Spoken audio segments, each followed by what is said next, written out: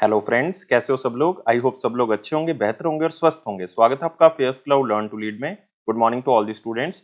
जैसे कि आपको पता है कि हम बहुत से टॉपिक्स जो हैं वो फरवरी महीने के कवर कर चुके हैं। एक आधा टॉपिक रह गया तो उसको भी कंप्लीट करते हैं। तो जल्दी जल्दी मार्च के जो है वो हम स्टार्ट करेंगे। तो आज का टॉपिक जो है वो बहुत इंपॉर्टेंट है, वो है इंटरनेशनल अफेयर्स। तो ये टॉपिक जो है वो हर एग्जाम के लिए इंपॉर्टेंट है। कहीं भी आपको क्वेश्चन जो है वो पूछा जा सकता है। इसमें कुछ क्वेश्चन ऐसे होंगे जो स्टेट पब्लिक सर्विस कमीशन के लिए बहुत इंपॉर्टेंट है। तो ध्यान से इस वीडियो को लास्ट तक सुनना है ताकि हर क्वेश्चन जो है वो आप तक पहुंच सके। लेकिन सबसे पहले आप हमारी एप्लीकेशन को डाउनलोड कर लें, करियर्स क्लाउड को अपने गूगल प्ले स्टोर के ऊपर जाएं और इसको डाउनलोड करें। उसके बाद अपनी ईमेल आईडी के थ्रू लॉगिन कर लें और लॉगिन करने के बाद क्रैक करंट अफेयर्स के ऊपर क्लिक करना है। आप 1 साल या 2 साल की सब्सक्रिप्शन जो है वो बाय कर सकते हैं। दोनों का ही प्राइस बहुत कम है। एक बार मेरे कहने से प्राइस जरूर चेक करें, आप खुद हैरान हो जाएंगे कि इतने कम प्राइस पे हम आपको बहुत सी चीजें प्रोवाइड कर रहे हैं। तो क्या क्या आपको मिलेगा? आपको मिलेंगे daily current affair. Daily current affair में दोस्तों 3 सेक्शंस होंगे। एक में डिटेल करंट अफेयर होंगे, एक में question and answer format current affairs होंगे जो कि आपको ई बुक की मदद से मिलेंगे, और एक होगा क्विज जो कि आप हमारी एप्लीकेशन के ऊपर डेली अटेम्प्ट कर सकते हो। ऐसे ही वीकली सेक्शन तैयार किया गया जिसमें आपको 2 पीडीएफ्स मिलेंगी, जिसमें एक डिटेल करंट अफेयर की होगी, एक क्वेश्चन एंड आंसर फॉर्मेट होगा, लेकिन एक क्विज होगा जो कि हर हफ्ते आप हमारी एप्लीकेशन के ऊपर अटेम्प्ट कर सकते हो। नेक्स्ट होगा मंथली सेक्शन। इसमें 4 तरह की पीडीएफ्स मिलेंगे जो कि अलग अलग तरह से आप यूटिलाइज कर सकते हो। जैसे कि स्टडी पीडीएफ है, ये डिटेल करंट अफेयर है जिसमें आपको थ्योरेटिकल करंट अफेयर मिल जाएगा। एक क्वेश्चन एंड आंसर फॉर्मेट में जितने भी करंट अफेयर डिटेल में मिलेंगे वो क्वेश्चन एंड आंसर फॉर्मेट में इसमें मिल जाएंगे, तो प्रैक्टिस यहां से कर सकते हो। बेस्ट 100 करंट अफेयर्स भी आपको दिए जाएंगे जो कि उस महीने के बेस्ट करंट अफेयर्स होंगे। उसमें 100 करंट अफेयर जो है वो क्वेश्चन एंड आंसर फॉर्मेट में आपको दिए जाएंगे। एक पॉकेट पीडीएफ होगी, मतलब जल्दी जल्दी में करंट अफेयर्स को रिवाइज करने के लिए 2 लाइन में 3 लाइन में, तो आप इसका यूज कर सकते हैं। इसी के साथ हम आपको दे रहे हैं टॉपिक वाइज करंट अफेयर। हम 20 बहुत ही इंपॉर्टेंट टॉपिक्स की अलग अलग पीडीएफ आपको प्रोवाइड करेंगे। अगर आप पर्टिकुलर किसी एग्जाम के लिए कुछ टॉपिक्स को रिवाइज करना चाहते हैं, जैसे कि आप इंपॉर्टेंट अपॉइंटमेंट्स को रिवाइज करना चाहते हैं, अवार्ड्स को रिवाइज करना चाहते हैं, तो इस पीडीएफ के थ्रू आप कर सकते हैं। अगर आप बैंकिंग स्टूडेंट है, बैंकिंग एग्जाम की तैयारी कर रहे हैं, तो हम आपको 3 अलग चीजें प्रोवाइड करेंगे, जिसमें बैंकिंग एंड इकोनॉमी से रिलेटेड डिटेल करंट अफेयर, उसी से related question and answer format current affair आपको पीडीएफ में मिल जाएगा, और बैंकिंग एंड इकोनॉमी का क्विज भी आप अटेम्प्ट कर सकते हो। हर महीने अटेम्प्ट कर सकते हो हमारी एप्लीकेशन के ऊपर। और अगर जितना भी करंट अफेयर अभी तक हो चुका है, जैसे मान लो आपका एग्जाम जो है वो 30 मई को है, तो 29 मई तक जितना भी करंट अफेयर हो चुका है वो सारा का सारा एक ही पीडीएफ से रिवाइज करने के लिए उसी साल का आप एग्जाम पीडीएफ का यूज कर सकते हैं। आपको डिटेल में बजट और इकोनॉमिक सर्वे दिया जाएगा। इसमें आपको 2 चीजें मिलेंगी, एक तो डिटेल, एक क्वेश्चन एंड आंसर फॉर्मेट में भी हम आपको बताएंगे कि कौन कौन से क्वेश्चन बजट और इकोनॉमिक सर्वे से बनाए जा सकते हैं।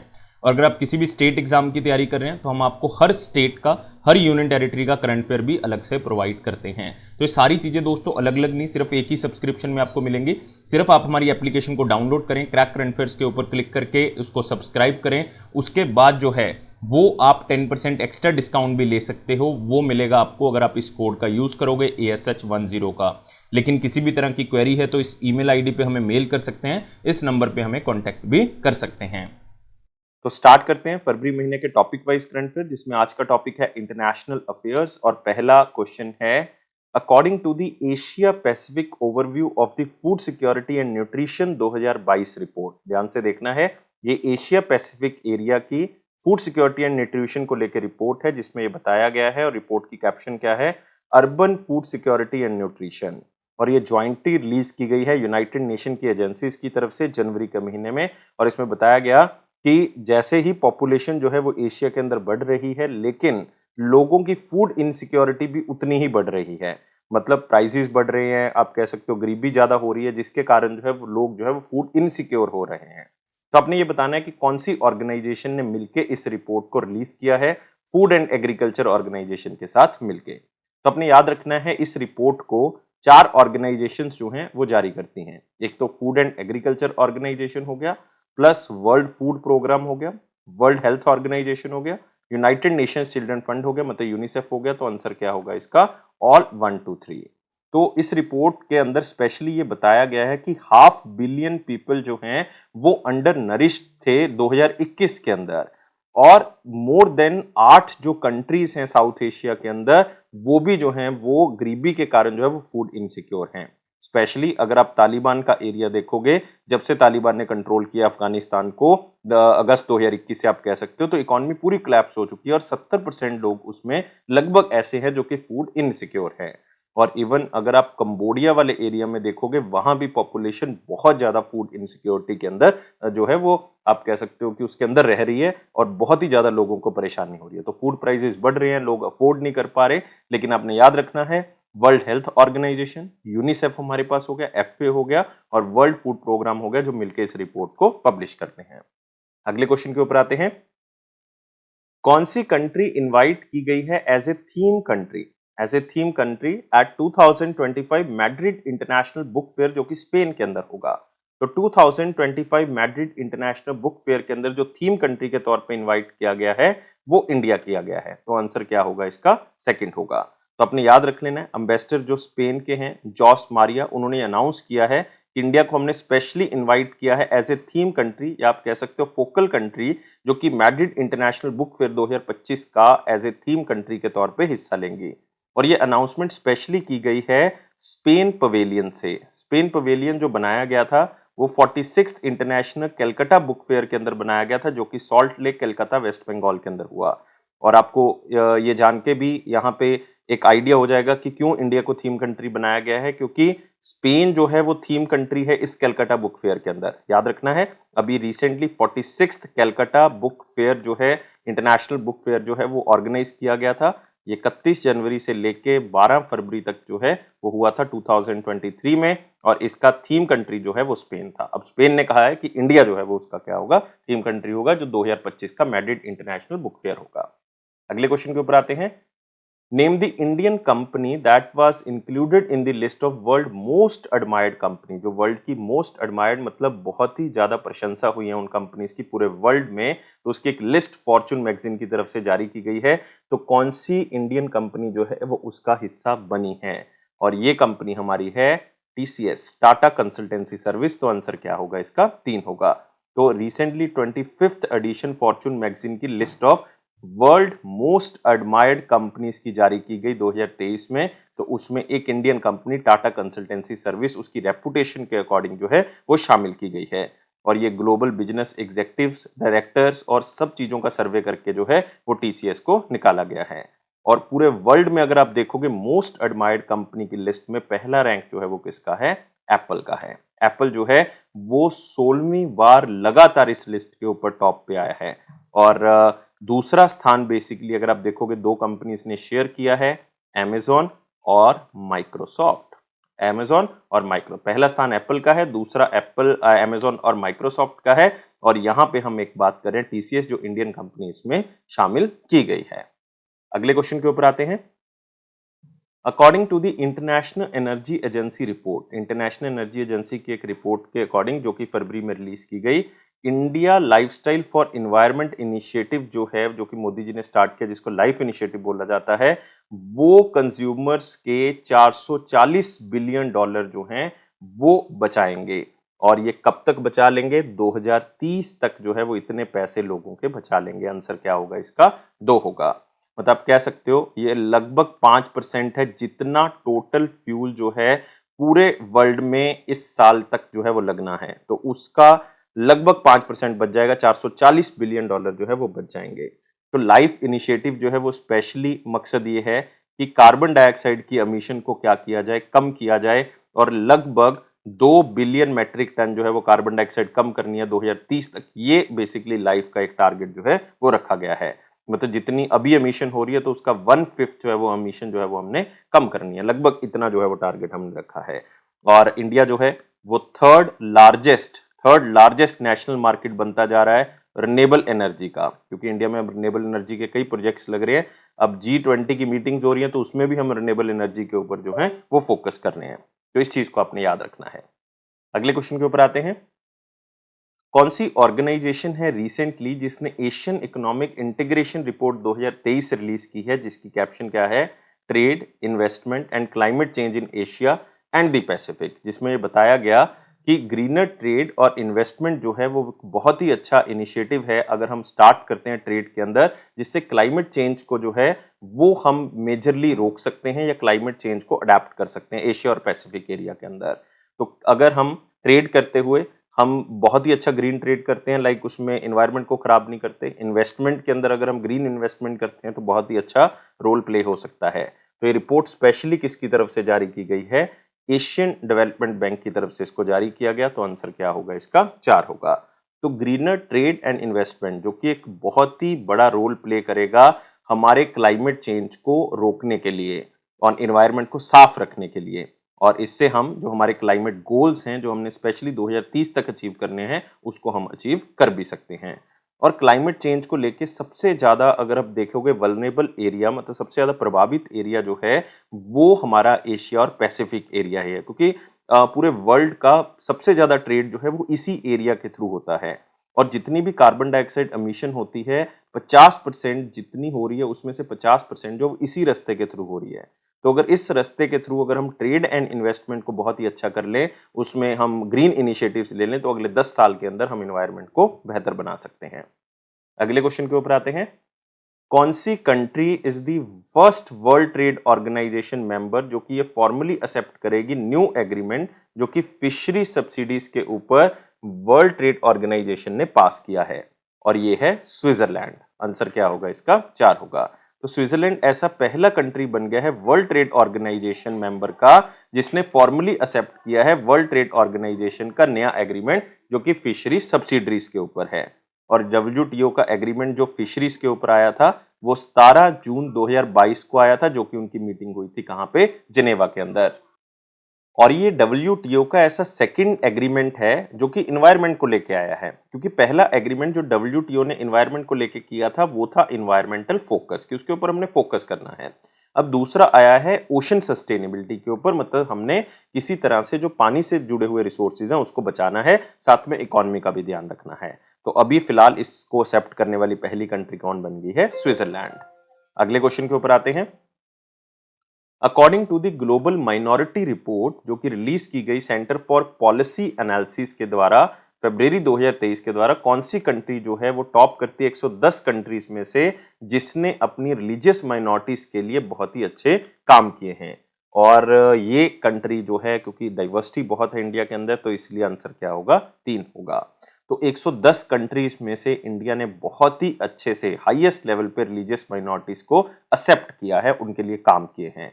और पहला स्थान तो इसमें इंडिया का है, दूसरा स्थान जो है इसमें साउथ कोरिया का है, तीसरा इसमें जापान का है, चौथा जो है वो पनामा का है, पांचवा जो है वो यूनाइटेड स्टेट्स ऑफ अमेरिका का है।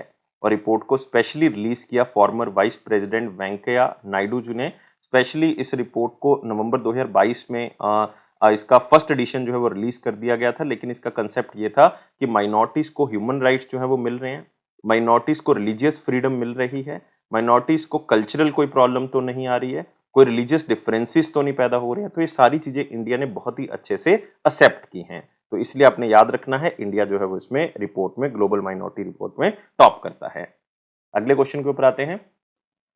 कौन सी ऑर्गेनाइजेशन है जिसने रिसेंटली एक रिपोर्ट रिलीज की है? नाम है bracing for superbugs, strengthening environmental action in one health response to the anti microbial resistance report with the key finding that curtailing pollution is essential to reduce the superbugs. क्योंकि उसको समझने की जरूरत है कि जनरली क्या होता है कि जब हम कोई दवा बार बार लेते रहते हैं, अब कोई दवा अगर बार बार ले रहे हैं तो उसमें एक प्रॉब्लम हो जाती है कि हमारी बॉडी के अंदर जो भी बैक्टीरिया है वो उस दवा से जो है वो खत्म नहीं होते हैं। तो जैसे कि DDT के साथ हुआ था, DDT छिड़क देते थे तो कीटाणु फिर भी आते थे, क्योंकि वो DDT को अब रेजिस्टेंस हो चुकी थी, मतलब अब उनको पता लग गया था, अब उनको कोई फर्क नहीं पड़ता उस चीज से। ऐसे ही हम एंटीबायोटिक्स जो है वो इतने ज्यादा ले चुके हैं स्पेशली कोविड के टाइम पीरियड पे कि हमारे अंदर जो है जो भी हमारे अंदर बैक्टीरिया है अब उनको उससे कोई फर्क नहीं पड़ रहा, अब वो जो है वो उसके अनुकूल हो चुके हैं। तो इसलिए अब हमें उनको रोकना होगा, हमें इस तरह के सुपर बग्स को जो है वो रोकना होगा, इसको ट्रांसमिट करने से रोकना होगा, हमें ऐसे बैक्टीरिया को पहचान के उसको आगे फैलने से रोकना होगा। तो ये रिपोर्ट स्पेशली रिलीज किसकी तरफ से की गई है? UNEP, United Nation Environment Programme की तरफ से। तो आंसर क्या होगा? 4 होगा। तो सिंपल क्वेश्चन है, आप इसको स्लाइड से भी याद रख सकते हैं। अगला क्वेश्चन आते हैं। ग्लोबल थ्रेट लैंडस्केप रिपोर्ट 2021-22 जो रिलीज की गई है क्लाउड सेक की तरफ से, 2022 में कौन सी country, which country is most likely target by the hackers in Asia? Asia के अंदर पूरे आप कह सकते हो कि जितनी भी कंट्रीज आती हैं उसके अंदर सबसे ज्यादा हैकर्स की तरफ से कौन सी कंट्री के अंदर साइबर अटैक्स जो हैं वो हुए हैं? और globally second after the United states of America, और पूरे वर्ल्ड में सेकंड नंबर पे है वो कंट्री यूएसए के बाद। एशिया में पहले नंबर पे है लेकिन पूरे वर्ल्ड में यूएसए के बाद सेकंड नंबर पे है, और ये कंट्री है इंडिया। तो आंसर क्या होगा? 4 होगा। तो most targeted country by hackers in Asia in 2021 भी और 2022 भी। तो इंडिया जो है वो सेकंड मोस्ट है पूरे वर्ल्ड के अंदर, और मोस्ट टारगेटेड कंट्री, मतलब साइबर अटैक्स इंडिया के अंदर बढ़े हैं लगभग 25%, अगर एग्जैक्ट देखोगे 24.3% 2022 में जो है वो अटैक्स बढ़े हैं। इसमें तीसरे नंबर पे जो है वो आता है रशिया आता है, चौथे नंबर पे नहीं, तीसरे नंबर पे इसमें इंडोनेशिया आएगा, चौथे नंबर पे रशिया आएगा, पांचवें नंबर पे जो है वो इसमें चाइना आता है।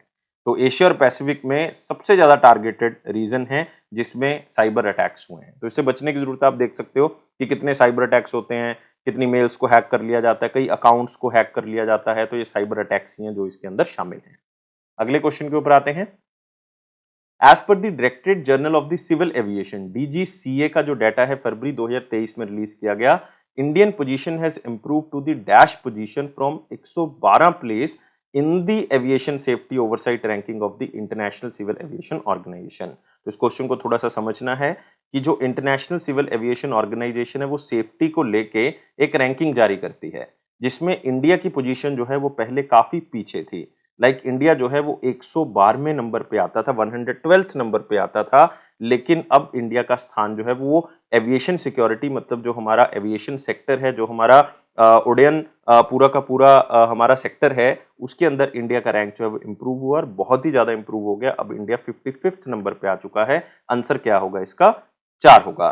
तो हमने सेफ्टी के ऊपर बहुत ज्यादा फोकस किया है। आप देख रहे हो कि बहुत ज्यादा हमने जो है वो कई एरोप्लेन्स को बंद कर दिया, इसलिए क्योंकि वो सेफ्टी नॉर्म्स को जो है वो ध्यान में नहीं रख रहे थे, जिसके कारण जो हमारी रैंकिंग इंप्रूव हुई है, 55th नंबर पे आए हैं हम सेफ्टी के अंदर। इस चीज को आपने थोड़ा सा ध्यान में रखना है। और ये रैंकिंग जारी कौन करता है? इंटरनेशनल सिविल एविएशन ऑर्गेनाइजेशन इस रैंकिंग को जारी करती है। अगले क्वेश्चन के ऊपर आते हैं। कौन सी ऑर्गेनाइजेशन है रिसेंटली जिसने एक एमओयू साइन किया है एक ऑर्गेनाइजेशन के साथ, the ocean clean up organisation के साथ, ताकि प्लास्टिक पोल्यूशन को हम खत्म कर सकें नदियों में और समुद्रों में? और ये ऑर्गेनाइजेशन है United Nation Development Programme. Answer क्या होगा इसका? 1 होगा। तो यूएनडीपी है एक तरफ और एक तरफ है द ओशन क्लीन अप। तो इन दोनों ऑर्गेनाइजेशंस ने टाई अप किया है। तो इसका मेन मकसद यही है कि प्लास्टिक लीकेज जो हो रही है मैरीन इकोसिस्टम में, उसको हम किसी तरह से रोक सकें। तो ऐसी पॉलिसीज बनाएं, लोगों के बिहेवियर में कोई चेंज लेके आए, जिससे हम प्लास्टिक वेस्ट मैनेजमेंट के ऊपर फोकस कर सकें, मतलब ओवरऑल जो प्लास्टिक पोल्यूशन है उसको क्या कर सके? कम कर सकें। इसमें हम टेक्नोलॉजी की मदद भी ले सकते हैं, उसका यूज करके नई इनोवेशन के थ्रू हम इस चीज को रोक सकते हैं। और ओशन क्लीनअप जो है वो एक नॉट फॉर प्रॉफिट ऑर्गेनाइजेशन है, जिसको 2013 में बनाया गया था। कहाँ पे? नीदरलैंड्स के अंदर इसको बनाया गया था।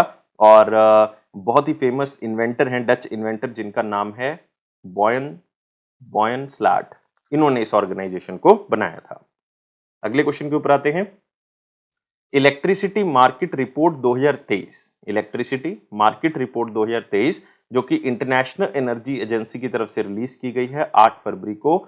Asia will use half of the world electricity. Asia जो है वो जितनी पूरे वर्ल्ड की इलेक्ट्रिसिटी होगी उसका आधा यूज करेगा। कौन से ईयर तक? 2025 तक। ये बहुत बड़ी बात है कि पूरे एशिया जो है वो आधी इलेक्ट्रिसिटी यूज करेगा पूरे वर्ल्ड की, जबकि 7 कॉन्टिनेंट हैं, उसमें से एक कॉन्टिनेंट है एशिया, और उस कॉन्टिनेंट में 50% इलेक्ट्रिसिटी यूज होगी। और इवन ये European union, United states of America और इंडिया की कंबाइंड एनर्जी को भी क्रॉस कर जाएगा अगर हम सिर्फ चाइना की बात करें। चाइना इतनी एनर्जी जो है वो ले लेगा। तो मेजॉरिटी जो है वो चाइना यूज करेगा, जो कि अगर हम यूरोपियन यूनियन की एनर्जी को जोड़ लें, यूएसए की जोड़ लें और इंडिया की जोड़ लें, इन तीनों की एनर्जी को जोड़ के भी चाइना की एनर्जी जो है वो ज्यादा होगी 2025 तक।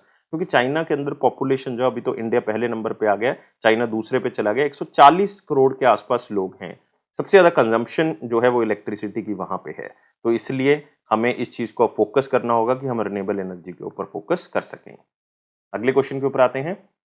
According to the world meteorological department WMO, global mean sea level जो है वो बढ़ रहा है हर साल ड्यूरिंग द पीरियड ऑफ 2013 से 22। कितना बढ़ा है? आगे भी बढ़ रहा है, क्योंकि आपको पता है ग्लोबल वार्मिंग है, तो ग्लेशियर जो है वो मेल्ट होते जा रहे हैं और पानी का लेवल जो है वो बढ़ता जा रहा है।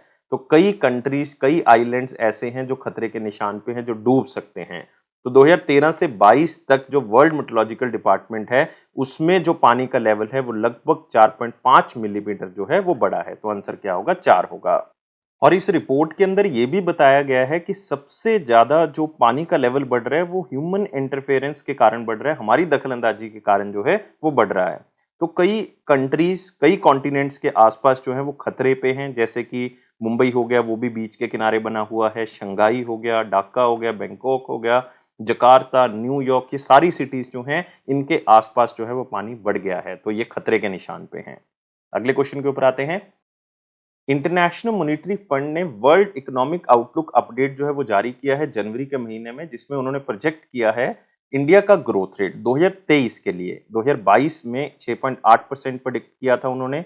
अब वो कह रहे हैं कि इंडिया 2023 में कम जो है वो ग्रो करेगा और वो 6.1% की दर से ग्रो करेगा। तो आंसर क्या होगा इसका? 2 होगा। और उन्होंने 2024 के लिए भी बताया है कि दोबारा से इंडिया जो है वो 6.8% तक जो है वो पहुंचेगा।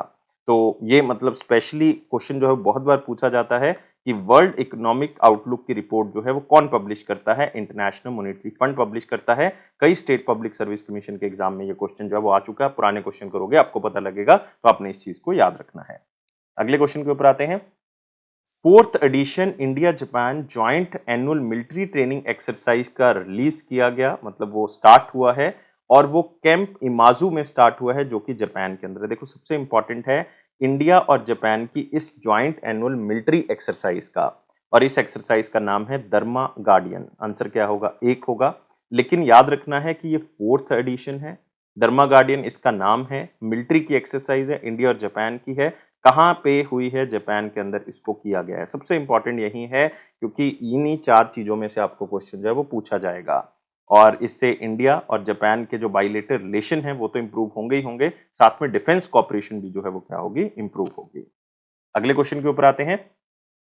कौन सी ऑर्गेनाइजेशन है रिसेंटली जो एक रिपोर्ट रिलीज करती है, collapse and recovery, how the कोविड-19 pandemic eroded human capital and how what to do about it. अब उन्होंने बताया कि किस तरह से कोविड-19 के पैंडेमिक के दौरान ह्यूमन कैपिटल जो है वो बिल्कुल खत्म हो गई, तो और किस तरह से अब हम उससे रिकवर कर सकते हैं, ये सारी चीजें जो है इसके अंदर बताई गई हैं। और ये रिपोर्ट वर्ल्ड बैंक की तरफ से पब्लिश की गई है। तो इस चीज को आपने याद रखना है। और आज भी कोविड-19 के कारण बहुत से स्टूडेंट्स जो हैं वो एजुकेशन को नहीं ले पा रहे हैं। और स्पेशली एक रिपोर्ट के अंदर बताया गया कि केवल साउथ एशिया के अंदर लगभग 15% लोग जो हैं उनकी फ्यूचर अर्निंग जो है वो क्या हो गई है? कम हो गई है। और स्पेशली अगर हम देखें ये टाइम पीरियड 1 अप्रैल 2020 से लेके 31 मार्च 2022 तक का, इसमें पूरे वर्ल्ड में सिर्फ साउथ एशिया एक ऐसा एरिया है जिसमें स्कूल जो है वो 83% तक शट डाउन रहे, 83% तक सबसे लंबे समय के लिए। जबकि पूरे वर्ल्ड में ऑन एन एवरेज 52% जो है वो स्कूल जो है वो शट डाउन रहे। लेकिन यहाँ पे साउथ एशिया में बहुत ही ज्यादा जो है वो बुरा हाल था कोविड के कारण। और स्पेशली पैंडेमिक से जब रिकवरी जो है वो स्टार्ट हुई है उसमें हम थोड़ा सा उभरना स्टार्ट हुए हैं, लेकिन अभी भी साउथ एशिया एरिया ऐसा है जो कि इतना ज्यादा उभर नहीं पाया है। अगले क्वेश्चन के ऊपर आते हैं। थीम क्या है 12th वर्ल्ड हिंदी कॉन्फ्रेंस का, जो कि कहां पे स्टार्ट हुई है? नादी फिजी के अंदर वर्ल्ड हिंदी कॉन्फ्रेंस। सबसे पहले आपने याद रखना है होस्टिंग कंट्री कौन सा है? फिजी है। और एग्जैक्ट एरिया याद रखना है, नाडी नदी भी कह सकते हैं आप इसको, नाडी भी कह सकते हैं। और ये 12th वर्ल्ड हिंदी कॉन्फ्रेंस है। और इसका थीम क्या था? थीम बहुत ही सिंपल था। थीम था इसका Hindi traditional knowledge to artificial intelligence. Answer क्या होगा इसका? 2 होगा। तो ये 15 से लेके 17 फरवरी के बीच में ये वर्ल्ड हिंदी कॉन्फ्रेंस का आयोजन किया गया। इसमें हिंदी लैंग्वेज को प्रमोट करना है बेसिकली, या पूरे वर्ल्ड में जितने भी लोग हिंदी बोल रहे हैं तो उनको और आगे लेके जाना है, और हिंदी को एक ट्रेडिशनल लैंग्वेज से आर्टिफिशियल इंटेलिजेंस में हमने कन्वर्ट करना है, मतलब इसको नॉलेजेबल लैंग्वेज बनाना है, और साथ ही साथ इसको टेक्नोलॉजिकल लैंग्वेज हमने कन्वर्ट करना है। तो इसके ऊपर हम जो है वो खास तौर से फोकस कर रहे हैं। अगले क्वेश्चन के ऊपर आते हैं। 2023 की gross domestic climate risk assessment report के अकॉर्डिंग अगर देखें, जो कि क्रॉस डिपेंडेंसी इनिशिएटिव की तरफ से रिलीज की गई फरवरी के महीने में, कितनी इंडियन स्टेट्स जो हैं वो वर्ल्ड के टॉप 50 रीजन्स में आती हैं जो कि क्लाइमेट चेंज रिस्क पे हैं।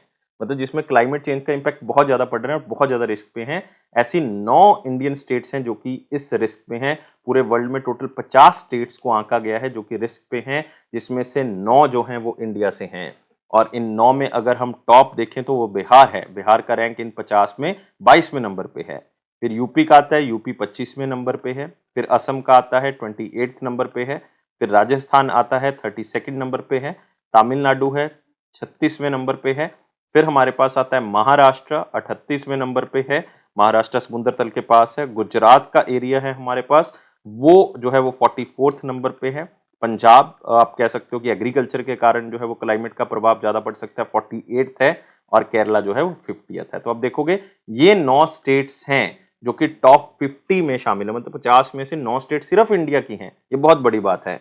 और ये first physical climate risk analysis है जो कि पूरा किया गया है, जो कि पूरे वर्ल्ड लेवल पे किया गया है। और इसको क्रॉस डिपेंडेंसी इनिशिएटिव की तरफ से रिलीज किया गया, बताया गया है कि क्लाइमेट का क्या इफेक्ट पड़ सकता है।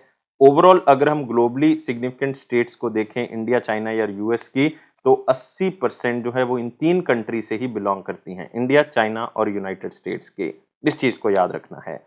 और सबसे ज्यादा रीजन जो बिलोंग करते हैं वो चाइना से बिलोंग करते हैं, 29 रीजन चाइना से बिलोंग करते हैं, 9 इंडिया से बिलोंग करते हैं और 3 जो है वो यूएस से बिलोंग करते हैं। 80% तो भाई इन 3 कंट्रीज में ही क्लाइमेट चेंज का इंपैक्ट पड़ रहा है।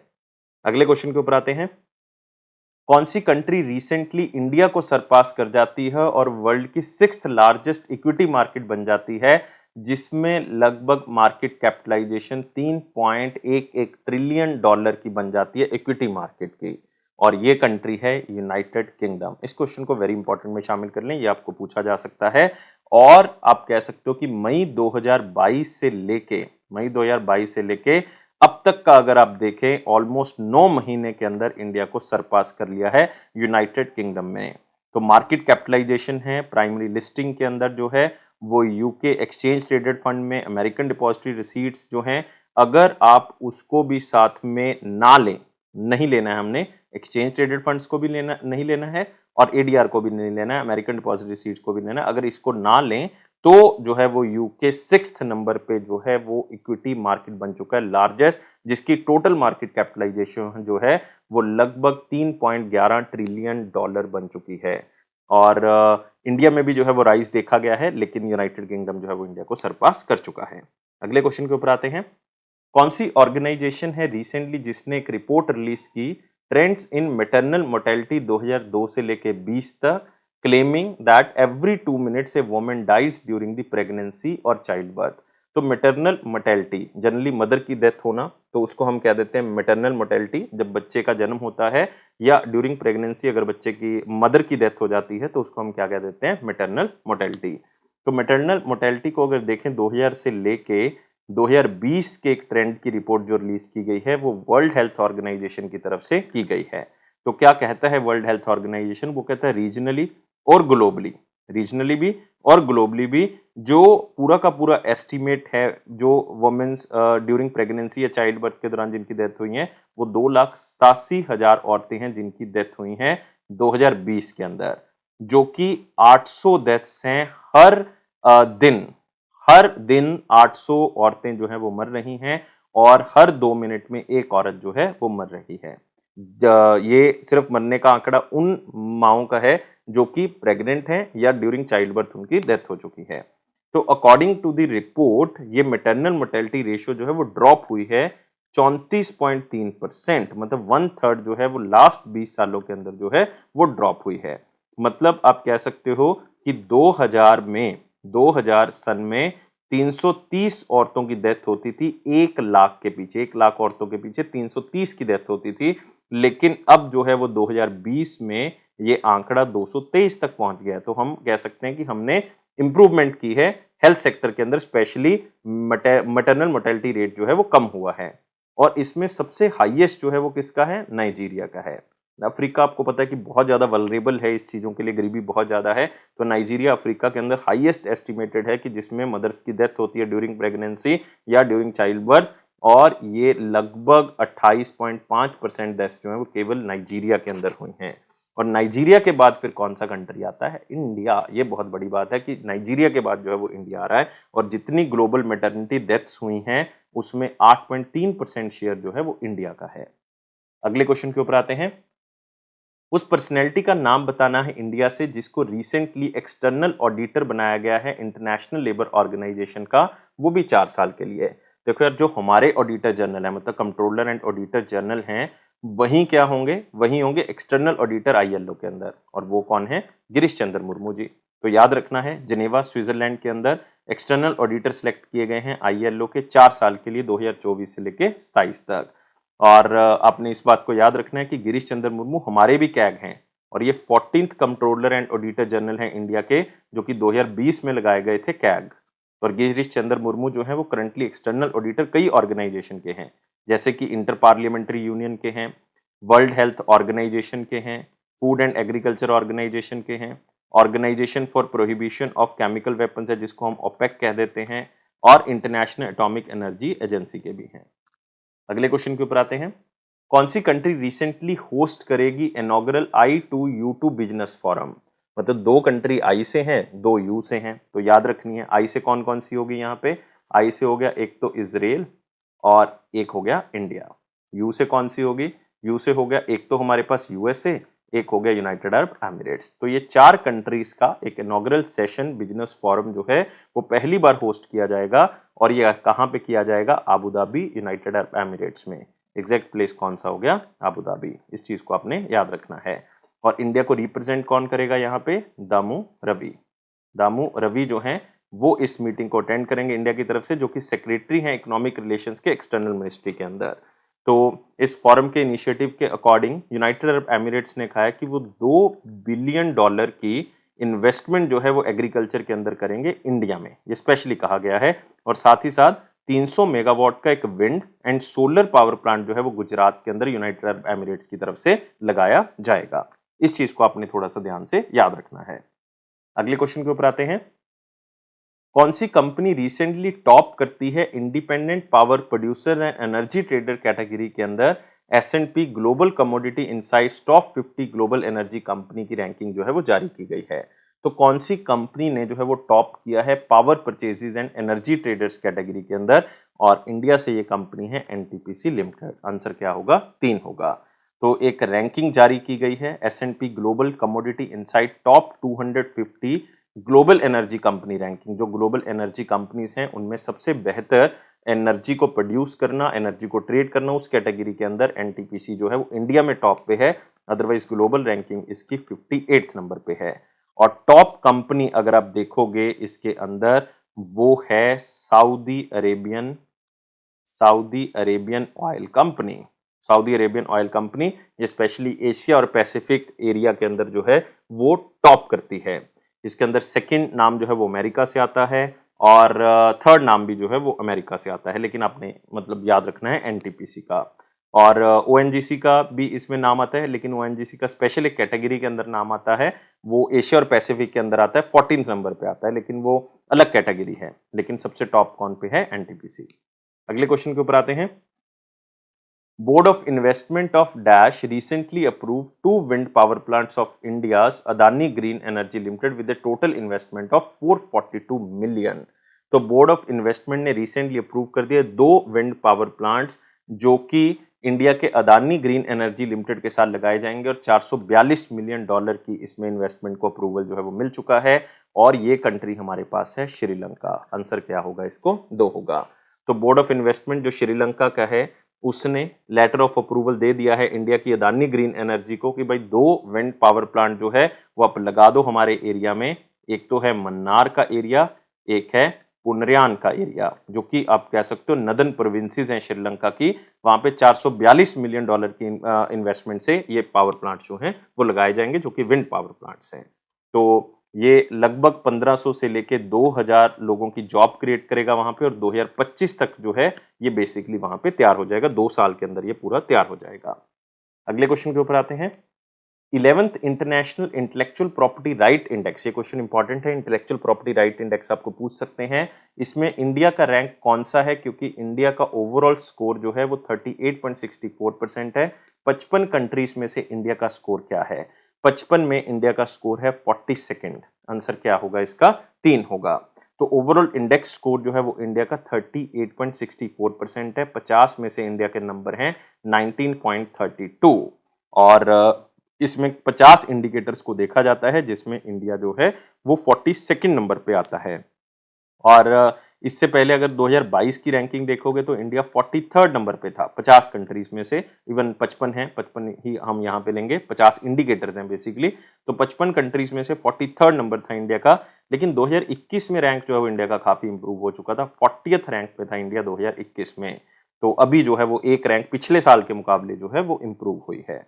और इंटेलेक्चुअल प्रॉपर्टी राइट्स जो हैं वो वर्ल्ड की लार्जेस्ट इकोनॉमीज में से देखा जाता है। और ये वो इकोनॉमीज हैं जो पूरे वर्ल्ड की 90% जीडीपी जो है वो रखती हैं, जिसमें इंडिया भी एक शामिल है। अगले क्वेश्चन के ऊपर आते हैं। कौन सी कंट्री ने रिसेंटली एक एग्रीमेंट साइन किया है इंटरनेशनल सोलर अलायंस के साथ ताकि सोलर एनर्जी को आगे बढ़ाया जा सके? और ये एग्रीमेंट स्पेशली साइन किया है बांग्लादेश ने। आंसर क्या होगा इसका? 1 होगा। तो बांग्लादेश ने ये एग्रीमेंट साइन किया है और ये एग्रीमेंट जो है वो इफेक्ट में आएगा दिसंबर 2026 में, जिसमें कई तरह के एग्रीमेंट जो है वो स्पेशली किए गए हैं। जैसे 12 जो है वो पोर्टेबल 2 किलोवाट के सोलर पैडी थ्रेशर्स लगाए जाएंगे, 1.5 किलोवाट का सोलर पावर ड्रिंकिंग वाटर लगाया जाएगा, 1 रेलवे रूफटॉप सोलर प्रोजेक्ट जो है वो लगाया जाएगा और भी कई तरह के प्रोजेक्ट जो है वो बांग्लादेश लगाने वाला है, लेकिन इंटरनेशनल सोलर अलायंस की मदद से। अगले क्वेश्चन के ऊपर आते हैं। फाइनेंशियल एक्शन टास्क फोर्स ने किसकी मेंबरशिप को सस्पेंड कर दिया है? और साथ ही साथ उन्होंने कहा है कि साउथ अफ्रीका और कौन सी कंट्री जो है वो ग्रे लिस्ट में डाल दी गई है। तो अपने याद रखना है कि इसमें कौन सी कंट्री की मेंबरशिप कैंसिल कर दी है? रशिया की। तो यहाँ पे रशिया आंसर हो सकता है, मतलब 1 और 3 तो आंसर जो है वो यहाँ पे नहीं होगा। और साउथ अफ्रीका और नाइजीरिया, तो आंसर तो यहाँ से क्लियर है, 2 होगा। नाइजीरिया को ग्रे लिस्ट के अंदर डाल दिया है। और आपको पता है कि रशिया को डालने का कारण तो रशिया और यूक्रेन की वॉर है, जिसमें एफटीएफ के जो प्रिंसिपल्स हैं, खास करके सिक्योरिटी को प्रमोट करना, सेफ्टी को प्रमोट करना, वो यहाँ पे रशिया ने ताक पे रख दिए हैं, जिसके कारण रशिया की मेंबरशिप को कैंसिल ही कर दिया गया है। और साउथ अफ्रीका और नाइजीरिया को ग्रे लिस्ट के अंदर डाल दिया है क्योंकि इन्होंने मनी लॉन्ड्रिंग के ऊपर जो है वो काम नहीं किया, टेररिज्म फाइनेंसिंग के ऊपर काम नहीं किया। ये 2 मेन लक्ष्य हैं फाइनेंशियल एक्शन टास्क फोर्स के, तो इसलिए इन दोनों को ग्रे लिस्ट के अंदर डाल दिया है। बहुत ज्यादा टेररिस्ट फाइनेंसिंग जो है वहां पे हो रही है। और साथ में ग्रे लिस्ट से 2 कंट्रीज निकाली भी गई हैं। एक कंबोडिया को निकाल दिया है, बहुत ही अच्छा काम उन्होंने किया। एक मोरक्को ने काम किया है, तो उनको ग्रे लिस्ट से निकाल जो है वो दिया, नॉर्मल लिस्ट में उन्होंने डाल दिया है। तो ये थे हमारे पास बहुत ही important current affair. I think video आपको अच्छा लगा होगा, तो वीडियो को लाइक करें, शेयर करें और चैनल को अभी के अभी सब्सक्राइब कर लें। आप हमारे हर प्लेटफॉर्म को ज्वाइन कर सकते हैं, फेसबुक है, इंस्टाग्राम है, लिंक्डइन है, टेलीग्राम चैनल है, लेकिन हर नोटिफिकेशन आपको मिलेगी टेलीग्राम चैनल पे, तो इसका लिंक डिस्क्रिप्शन बॉक्स में दिया हुआ, वहां से ज्वाइन करें। Thank you guys, take care and bye bye.